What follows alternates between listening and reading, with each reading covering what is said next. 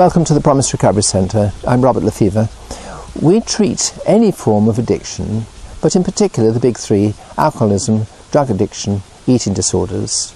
And what we hope is that you will learn something about what can really be done about those things. The reasons for relapsing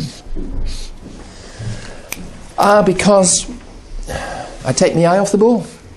I don't really believe that I am an addict. I think I just had a bad time. I, got into stupid habits. I met some stupid people. I did some stupid things. No. Sorry. Not true. And the process of coming to the terms with the fact that I am an addict is fundamental. If I think it's to do with my mother, my job, the place I live, the influence of other people, I'm dead in the water. All those things have relevance, but nothing like the relevance of the fact that my name is Robert and I am an addict. That is the crucial acceptance. So, with teenagers, they will inevitably have peer pressure. It is the greatest peer pressure time of all when one's a teenager. Because the purpose of teenagers is to kick the boundaries, to push them down altogether, or certainly press them, to challenge parents, to challenge orthodoxy, to challenge the government, to challenge everything. That is the purpose of being a teenager, to try to become an individual rather than simply an offshoot of one's parents, or alternatively, a unit of society. What a terrible fate to just be another unit in some grand plan. So I'm for teenagers. I'm for the rebellion. I rebelled plenty in my own time. My children rebelled. And guess what?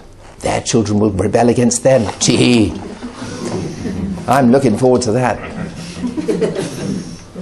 I look back at my own parenting with horror, realizing what a poor parent I was. And I think probably we all do that. We look back and say, oh, I could have done that better. I could have been more understanding. I could have spent more time. I could have. We do that. And it's quite right that we should. And we can make amends. I asked my youngest son, who lives in Australia, what sort of a father I'd been. And he said, I've got no idea, Dad, you were never there. Ow. Ow. That hurts. That hurts. Nowadays, I do the best I can to do whatever he asks me to do. I went over to see him in Australia for a week in February. I left on the Sunday evening, and I was back in my office at work on Monday of the week after. You try that? Ugh. That is heavy going. But of course I did that. It was his daughter's 16th birthday and it was important. I went to see Henry as well. I want to put something back for what I didn't do as a parent when they were young.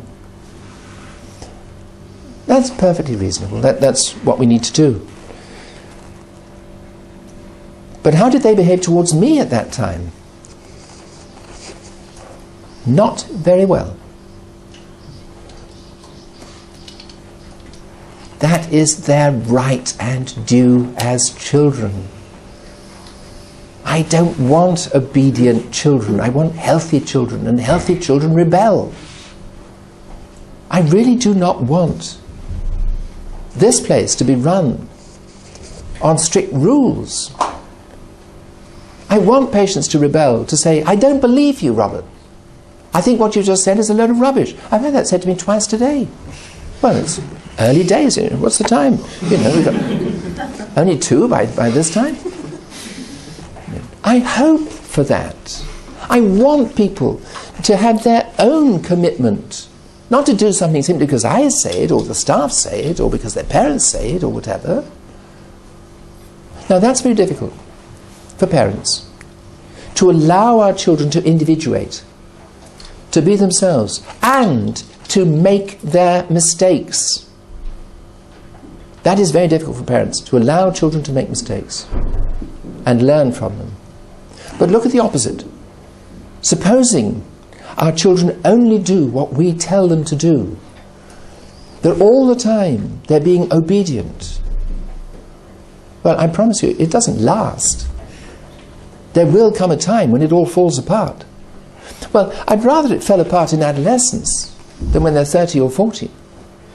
You know, a rebel without a cause, age 45, is not going to be a terribly good husband or wife or parent or whatever. Let's rejoice that our children rebel at the right time. Let them make their mistakes. Let them take the risks. Let them get, you know, a bit hurt at times. Now, with very young children, there are some things that we need to train them in. We would say, hot, hot, hot. You know, we don't want a young child to put a hand on the hot plate and get burnt. So we have to train our children at any age, to some extent, to be protected against things that are going to damage them. You know, at an older age, you'd say, you know, do please practice safe sex, because otherwise you're going to get all sorts of nasty illnesses. And so, you know, I can't stop you, you know, grabbing a bird and doing whatever, but please, please, please use safe sex. We can say that. We can say, please don't use drugs. Of course, all parents say that. Even addicted parents say that. Don't do as I do, do as I say, is the classic statement of parenthood. And what do our children do? They do what they're going to do. And that is very painful.